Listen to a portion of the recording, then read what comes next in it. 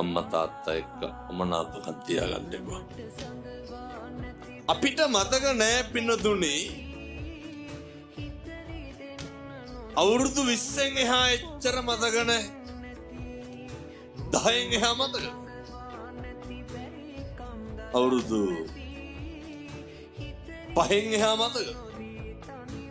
මිනිස්සුන්ට මතක තියෙන්නේ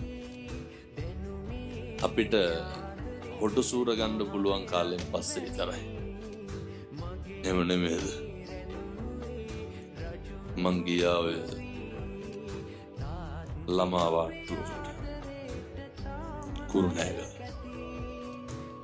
අම්මා පොඩි එකා එක්ක ළඟ ඉන්නවා. අර තාත්තාවට පස්සේ අම්මා ගියා රෙදි කෑලි ටික හොදන්න. තාත්තා පොඩි එකා ගාව තියලා. මට එදා තමයි ඇත්තටම තාත්තගේ අගේ තේරුනේ.